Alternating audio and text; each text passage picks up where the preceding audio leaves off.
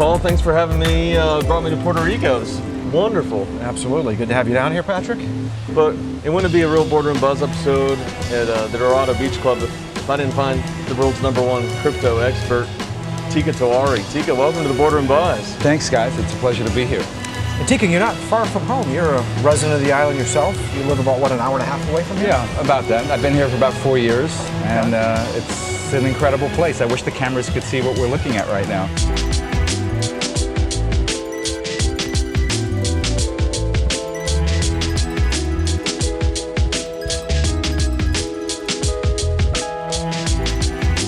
Start us at the basics. I don't know, Paul, do you have some crypto? Well, yeah.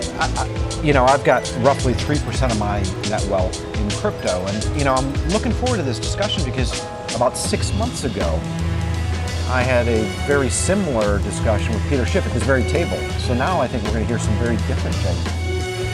Teeka, when I sat down with Schiff, I don't remember if it was March or April. You remember like crypto apocalypse? Sure. You remember? Yeah. It was that very morning we were sitting here. He was giddy. Of course. He was vindicated. You're known as the crypto guy. In fact, we've got former clients that and listeners of the show that found out that we're going to be chatting with you today, and they were super stoked. And we'll ask you some questions later. But like Patrick said, let's talk a little bit about your background first. Well, I'm the last person in the world who I thought would be one of the foremost experts in crypto. So I come from a traditional finance background. I started working at Lehman Brothers when I was 18. I became the youngest VP in the firm's history when I was 20, and had a very standard education and career on Wall Street, right? It was discounted cash flows, value investing, sure, technical analysis, but very much rooted in the world of profit and loss statements, right? And value is derived by the discounted cash flows that an asset can generate. And then, so in 2011, I start reading about something called Bitcoin, and I immediately dismiss it as magic internet money and as a Ponzi scheme. I said, so you're telling me a bunch of kids have figured out how to print money on the internet? This is ridiculous. And at the time, Bitcoin was around $7. And I had not done a deep dive into it. I just looked at it through the eyes of a traditional finance guy, and it just made no sense to me. And I spent the next several years just trashing Bitcoin. Bitcoin then went from $7 to around $1,400 a Bitcoin. And I didn't feel that I was wrong in my opinion. I said, okay, like any Ponzi scheme, it's going to run up and then it's going to crash. Yep.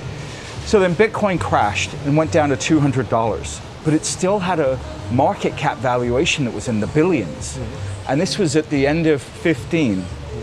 And I looked at this and I said, Tiwari, you're wrong. Because if this was truly a Ponzi scheme, it would have gone to zero.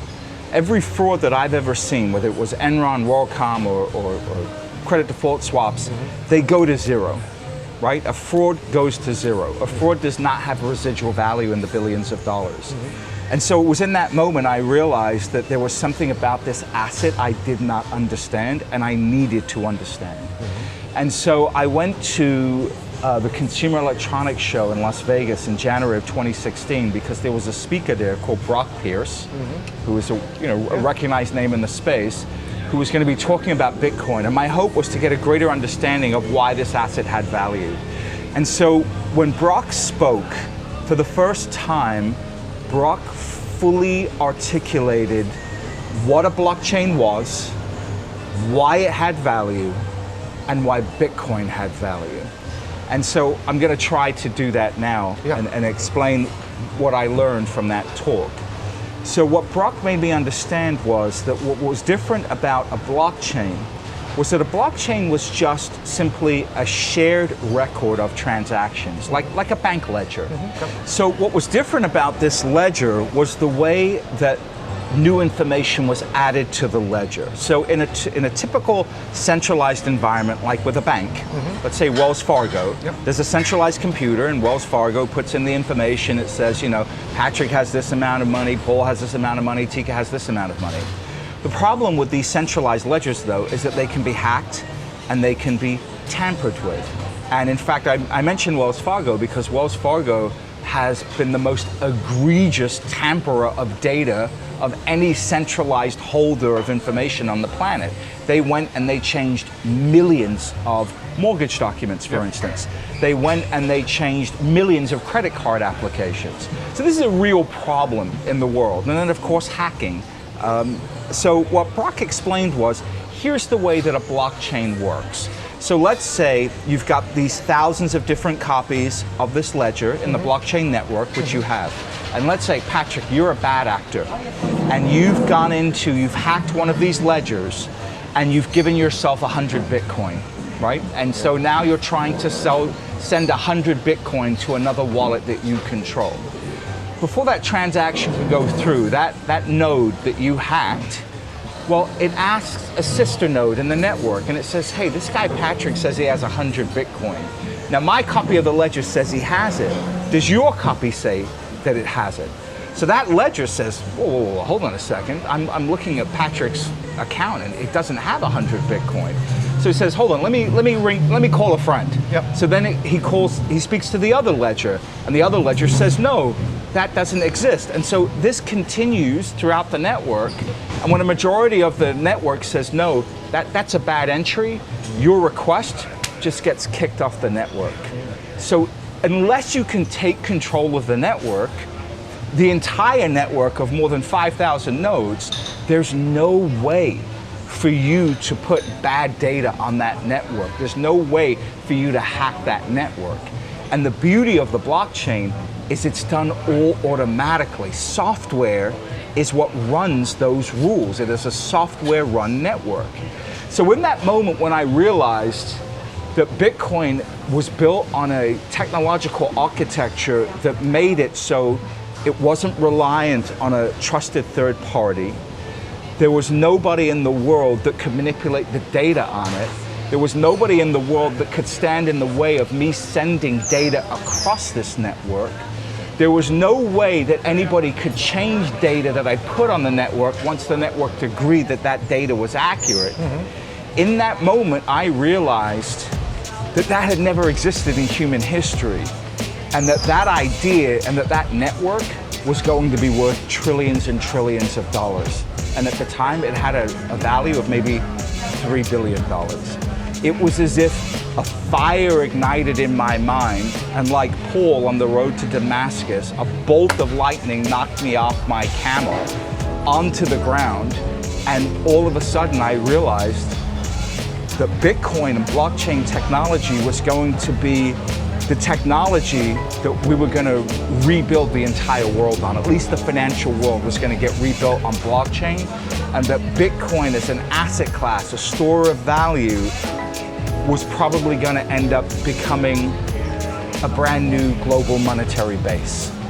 And I knew in that moment I had to do everything in my power to not only buy as much Bitcoin as I could afford, but to tell this story to as many people as I possibly could.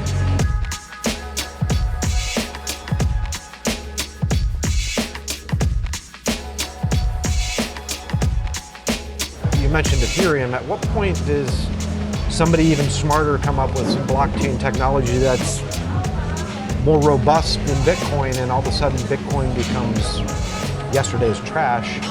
Well, we already had multiple attacks against Bitcoin in 2017. We went through something called the Bitcoin Wars. And so Bitcoin spun off to become Bitcoin Cash. And then Bitcoin Gold, Bitcoin SV, and there were all these other iterations of Bitcoin. And so that was the time where if Bitcoin Core was going to die, it would have died. So here we are 5 years later. All those other spin-offs of Bitcoin are worth a fraction of what Bitcoin is now. Bitcoin is now $1 trillion asset. It's the fastest asset in the world to reach $1 trillion.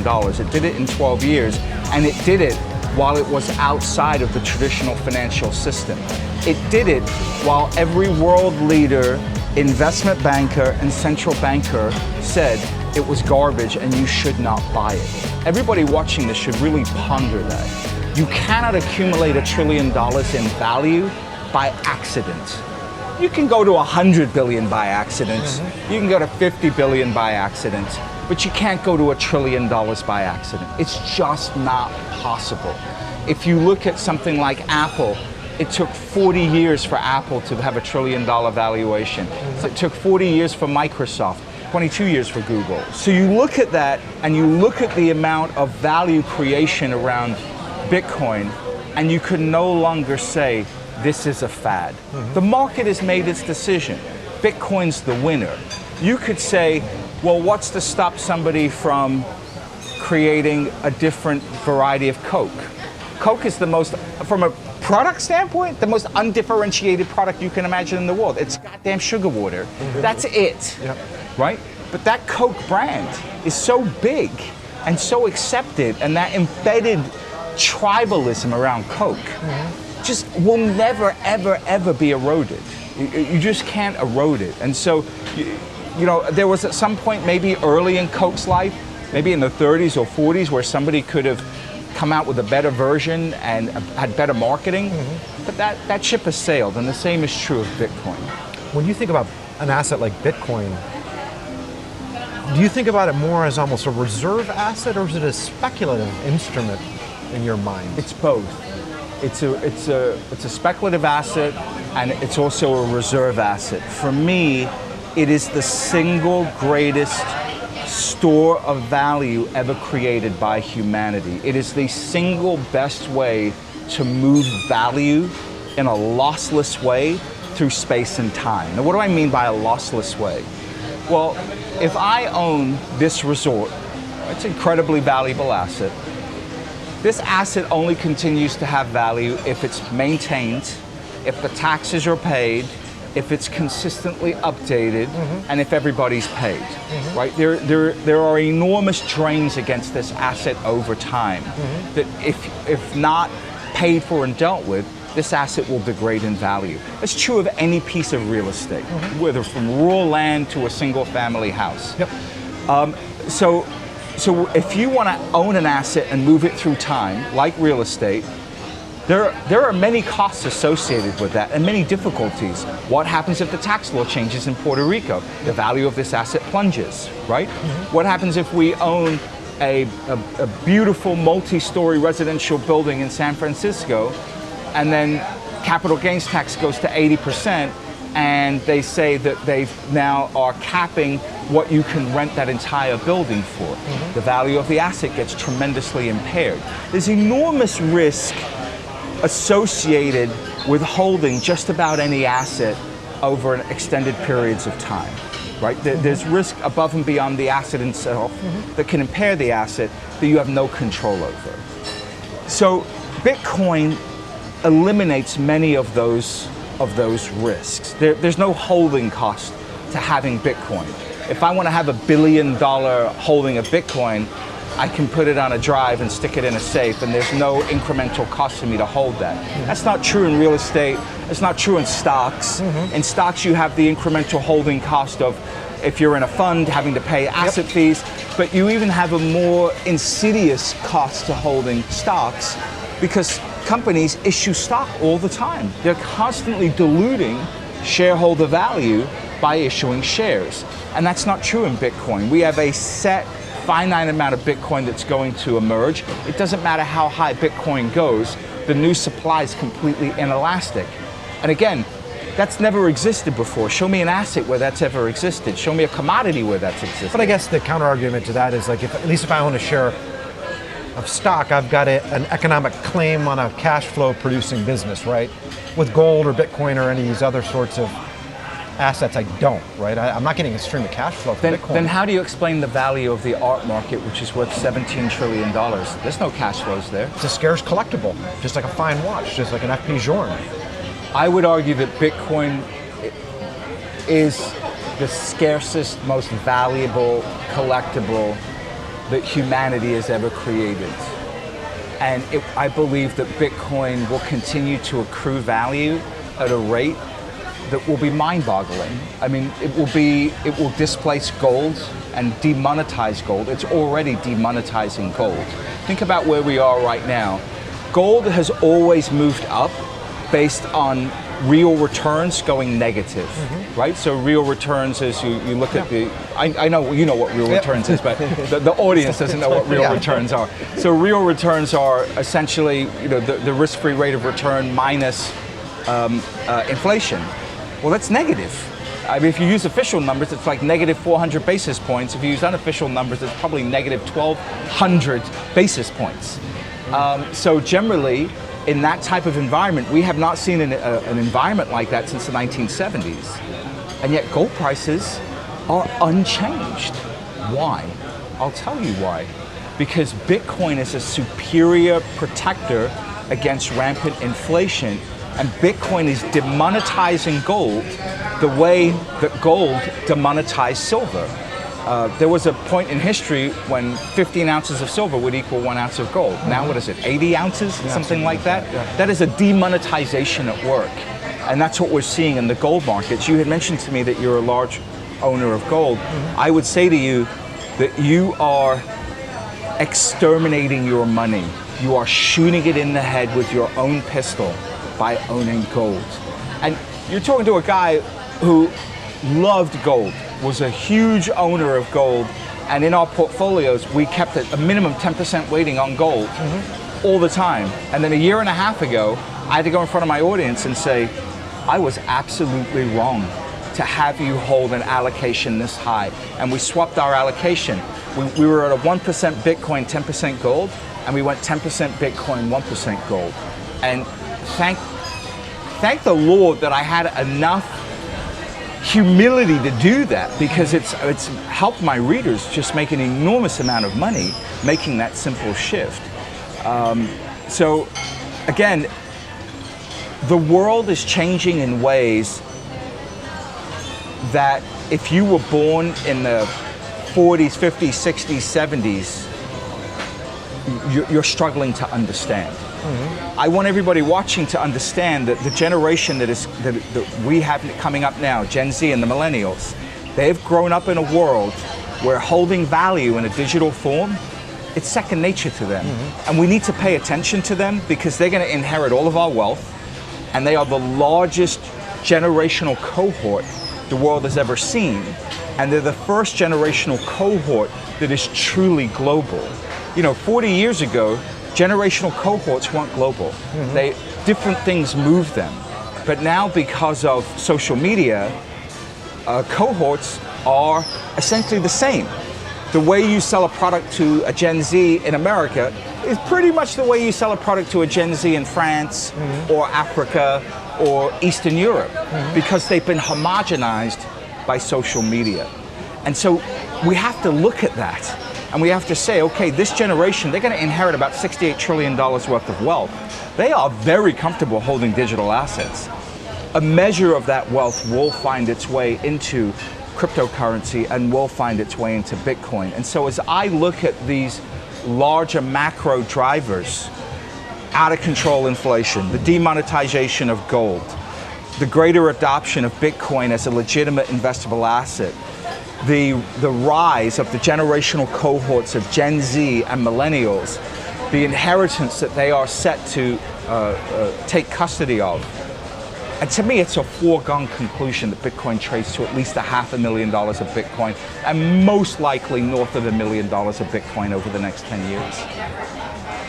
When you think about it from, when you think about gold versus Bitcoin, some say the battle of who gives a shit rages on, right? I own gold as somewhat of a non-cash reserve asset, right? And I've always done that. And I think about it from the perspective of, let's say that we have a significant financial crisis tomorrow.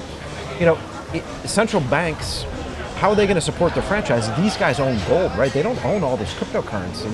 These central banks around the world are holding gold. Here's a truism I've used to make an enormous amount of money. Governments and central banks will always choose the easiest, most expedient approach in order to fix their problems. Agreed. Always. Yep. So what does that mean? It means that you cannot bet on them doing something sensible. Would it be sensible to re-anchor the dollar to gold and revalue gold? 100%. 100% it would be sensible, but it would be difficult. It would tie the hands of central bankers. It would tie the hand of central planners. It would tie the hands of print and spend politicians. And it would be too difficult. The medicine is too bitter for them to take. Yep. And they won't do it. So I have to make the bet that they will take the most corrupt, most expedient approach, which is to print money, extend and pretend, buy back assets with inflated away capital, and continue to do that until it doesn't work anymore. Well, how long can that go on for? So you're looking at it saying gold may move, but there's a lot more convexity in a Bitcoin play. It's like a levered play on government stupidity, is one way to look at it, right? So you might get a 1-to-1 in gold, but you might get a 10-to-1 in Bitcoin. So my bet on Bitcoin has many different components to it, but right now, it's a bet on the continued stupidity and self-interest that drives both government leaders and central bank leaders, that they're going to continue down this road. Does the adoption come from replacing fiat currency? I'm thinking about in South America, is it Argentina? El Salvador. Sorry, El Salvador. That just picked up Bitcoin. Yeah, I think adoption does not come from Bitcoin replacing currency, fiat currency. I think it's a mistake to mischaracterize or misjudge Bitcoin as not having value because you can't use it to buy coffee. You can't use a U.S. Treasury to buy coffee either, right? Right, correct. You've got to think of Bitcoin as a monetary base layer. Now, there are some countries like El Salvador and also parts of Argentina and Venezuela that are using Bitcoin as a way to conduct transactions and as a way to store their value because their currencies are just completely collapsed. And in that type of environment, yes, that makes a lot of sense. But where we live and in the Western world, our currency works pretty well. So if I want to be able to transact easily and quickly with low cost, I'm going to use American dollars. And I keep a certain percentage of my net worth in American dollars because it makes it easier for me to do business. The same way that if we were in a gold-backed society, I wouldn't be walking around with gold bars. I'd be walking around with gold notes or some type of second layer solution like that. But to answer your question, will Bitcoin become a new global currency? No, I don't think so. Okay. I think Bitcoin will become a monetary base layer that perhaps different types of currency units might be built upon.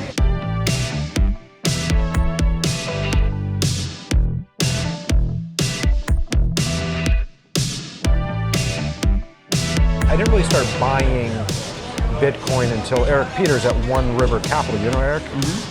I don't know him personally, but yeah. He's a fund manager who I'm very fond of.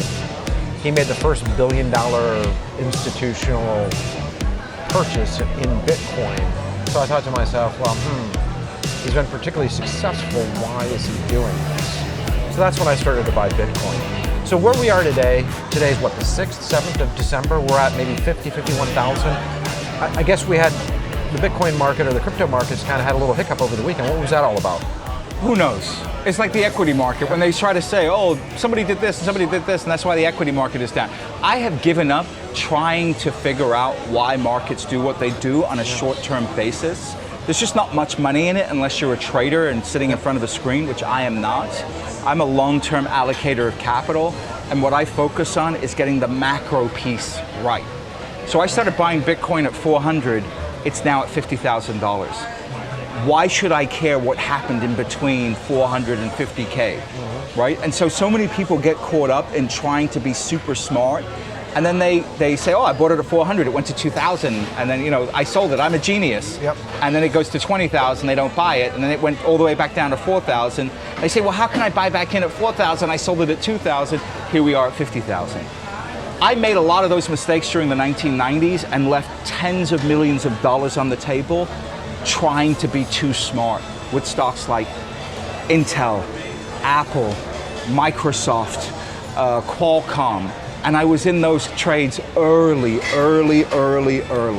And all I had to do was be in them and just be smart enough to leave them alone. And had I done that, I would have made so much more money. And so I took that lesson and I applied it into the crypto space. And I said, okay, you can try and be short-term smart or you can be long-term smart. And thank God I made the decision to be long-term smart, because my wealth has geometrically grown just by being smart enough to know that I'm not smart enough to be able to catch every single goddamn rally and dip. So what was the early part of your journey into this space like? I mean, did you go out and buy a handful of Bitcoin and watch it? Did you dump a ton of money into it? What was the early... So in the early days, we weren't sure what was going to survive, right? Because it was still very early. So I bought a bunch of Bitcoin, I bought a bunch of Ethereum, and a bunch of other altcoins. Because I knew I had to spread my bets. You spread your bets. I had to spread my bets. And then we went through that whole nightmare of the Bitcoin wars, and then Bitcoin Cash and Bitcoin SV, and we really did not know who was going to survive. So I kept my bets spread out, and then as we rallied up, we saw Bitcoin just pull away, and so then what I started to do was sell some of my smaller coins, and I bought more Ethereum and I bought more Bitcoin, and then just really narrowed things down. And then of course we went through crypto winter, and all my shit coins got destroyed. But that was a time where I could go through and I could see, okay, what are the projects that are still thriving? What are the projects that are still moving forward?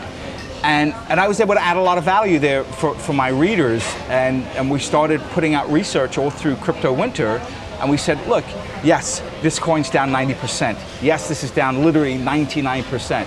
Here's why I think we should buy more.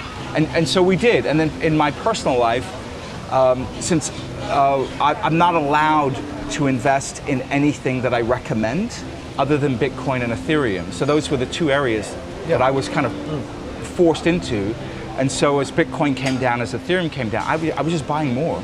And I said, okay, I think Ethereum is going to continue to be the single most popular place that people use to build new Bitcoin-enabled applications, and that's proven to be correct. I mean, can you explain that for a second? Because I quite frankly, if you put a gun in my head, I wouldn't be able to explain what the difference between Bitcoin and Ethereum is, but I know there's some nuances, right? So Bitcoin is essentially designed to be a store of value. Okay. And it's a highly secure way to both store value and move value around the world. Okay. That's it. Okay. That's essentially what it was designed to do. Ethereum was designed as a way that you could build programs that can run on blockchain technology. Okay. So if you think of Microsoft, their operating system in the 80s and 90s, why was it so popular? It was popular because developers could easily build applications on it that they could then go sell into an installed user base of hundreds of millions of people. Okay. And the same is true of Apple with their operating system. They provide an operating system that people then write programs on and then build programs and sell them. So Ethereum, when I looked at Ethereum, I said, okay, this is a way of owning a share in a global operating system. So with Microsoft, we could never have an ownership interest in the operating system, right? We could have an ownership interest in the shares, which was kind of a de facto way of having an ownership interest in the operating system.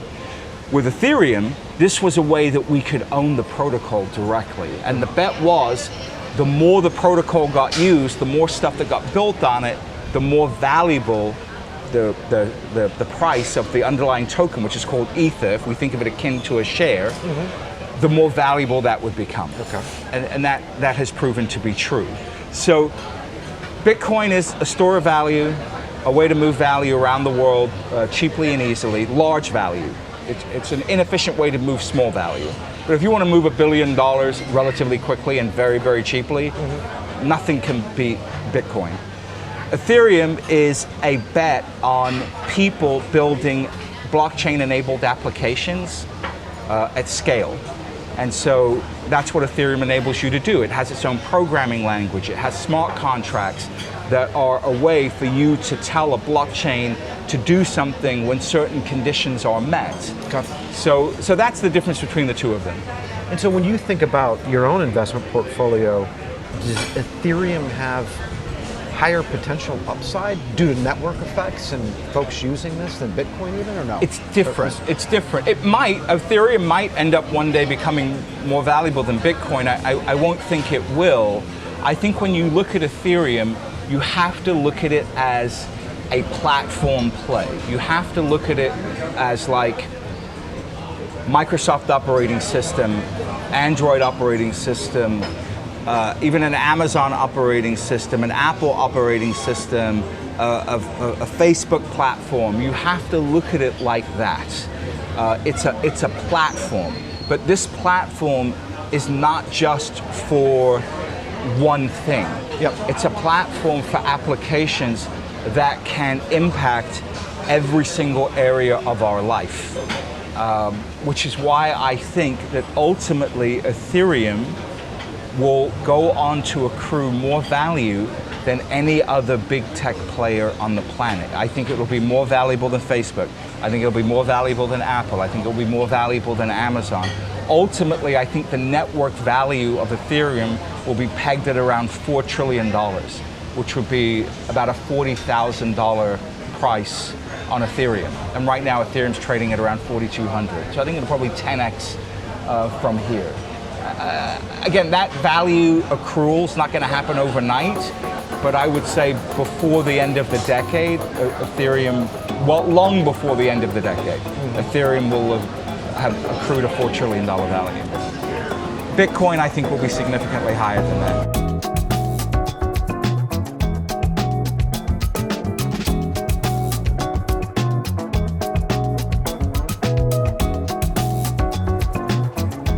So you think with regard to Bitcoin, for example, we're still in the early innings from a value appreciation perspective at 50,000 a coin. Correct. I don't feel like Bitcoin is a fad per se. I find myself most negative on things like Bitcoin when I talk to some of my family members who are so very bullish on it, and I look at them and I'm like, you guys are morons in every aspect of your life. Every decision you make is the wrong decision. And then I hear about how bullish they are on Bitcoin, for example, and that troubles me, to be honest with you. I get it. I do. Yeah. I mean, I do get it. I remember having that fear in late 2017, early 2018, because everybody and their mother was all about it. Yep. And I put out some sell alerts, and we took some profits, not as much as I would have liked to have done. And then, of course, we went through crypto winter. So does that mean we're at the end of this run? I don't think so. Yeah. But I think as we go through this process, we're going to continually see Bitcoin go through booms and busts. Yeah. Just the same way that we saw Microsoft go through booms and busts for 25 years. Yeah. The same way that we saw Amazon go through booms and busts for over 20 years. So I think that's the nature of the beast. I think if you want to make life-changing wealth in certain assets, you gotta be willing to live with that. There's gonna be times when you bought Amazon where everybody was telling you, oh my God, it's amazing, it's gonna go up, it's gonna go crazy. Amazon dropped 80%, right? I mean, that happened. Are you the guy that believes in that long-term value accumulation model of Amazon or not? That's when you really get tested. This asset, not just Bitcoin, but blockchain technology in general and cryptocurrency is going to be the dominant asset for the next 15, 20 years. There is no question in my mind. And all you have to do to make life-changing wealth, buy a bunch of Bitcoin, buy a bunch of Ethereum, maybe put some smaller positions in some up-and-coming altcoins, and then just go along and live your life. But when you talk about that, what sort of allocation of capital are you talking about for like the average businessman who's got reasonable means? I mean, are we talking about 5%, 10%, 20%? I mean, you've got a significant portion of your personal net wealth tied up in the crypto space. I do. But like for Yes. guys like me. I would say if you're only going to make one decision, put 5% of your net worth in Bitcoin and leave it alone. And let's say I'm completely wrong. I'm an idiot. Yep. Bitcoin goes to zero tomorrow. Yep. You've lost 5% of your net worth. Yes, it sucks. It's not fun. But it's 5% of your net worth. It's not going to change your life. It's not going to change your life. The income from all your other operations, you're going to regain that 5% in no time. But if I'm right, and Bitcoin 10x's from here, 20x's from here, well, you've doubled your net worth on a 5% allocation. Show me any other investment in the world outside of a venture capital investment, which has zero liquidity, that can do that. It does not exist. So the asymmetric upside of this investment provides you the ability to potentially double your net worth without taking the risk normally associated with that type of potential gain. Right. And that's exciting, and that's powerful, and that's a risk worth taking. You had a question. Well, Craig Broadhead was one of your clients. That's right. I know, avid listener of the Boardroom Bus.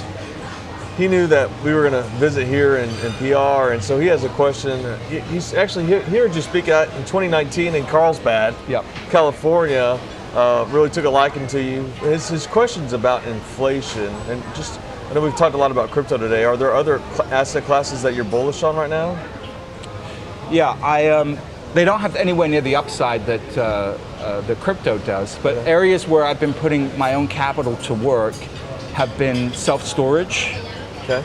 The margins in self-storage are just incredible. That's a business that is highly fractured, and I mean, we've been making 17% compound annual growth rate returns in self-storage, which is wild. I mean, those are outlandish returns in a very, very safe asset. Yeah. I think multifamily, if you can buy it right, I still think there's opportunity there, but you better be able to write a big check very quickly. When a deal comes along, they're just getting snapped up very, very quickly. And then mobile home parks. I still think there's a lot of money to be made in mobile home parks. We've been making 20% regularly on mobile home park investments. So very much, outside of the normal realm of the investment world. Yeah. Walking into today, I thought crypto was going to replace fiat currency, just because I don't know better. But I think walking out of it, that's not the case. This is just another layer. This is another layer, yes. Fiat currency does a great job at what it does. So I don't think we're ever going to move away from fiat currency. But as investors and just as citizens of the world, it is incumbent upon us to protect our wealth, whether you have a small amount of wealth or a large amount of wealth, or hope to be wealthy someday. I want everybody to understand that governments around the world are dedicated to stealing your money through inflation. By blowing up the money supply, they are stealing your money. And you wrote an excellent article about this a couple of years ago about the people who are being impoverished by these approaches. It's not guys like us that have financial assets. It's this server. It's the guy that cleans my car. It's the person making up the beds in this hotel. It's your average everyday worker is getting destroyed by these monetary policies. And so I want to speak to that person now. If that's you can't keep your money in cash. You've either got to be in a low-cost stock index fund like the S&P 500, or just buy some Bitcoin every week with your paycheck. Just take a little bit and use Bitcoin as your savings account. Because I know you might not feel it right now, but global governments are impoverishing you. They're making you poorer every single day. Because if you're like the average everyday person, you don't own stocks, you don't own art, you don't own real estate, you don't own collectible watches, you don't own collectible cars. And these are all the things that do really well when you debase the money supply, when you print more cash. So the average everyday person, most of their money's held in cash, and they rent. So you've got to diversify your cash. So the thing about Bitcoin is, you can buy $100 worth, you can buy $50 worth, you don't have to buy a whole Bitcoin. just diversify some of your cash. Own a little Bitcoin. There are many different apps that you can use where you can buy Bitcoin for free, and you can set it up so a certain percentage of your paycheck each month goes into buying some Bitcoin. Take that action, because it's really the lowest cost, highest reward thing that you can do right now to protect and to preserve your wealth. Even if you have very little wealth or even no wealth, it's really the best way, the best tool that you can use to move your financial life forward. Teeka, really appreciate you making time to visit with us today. This was Absolutely. phenomenal. I know I follow some of your content as well, but for viewers that want to learn more about you, keep listening to you, where should they go?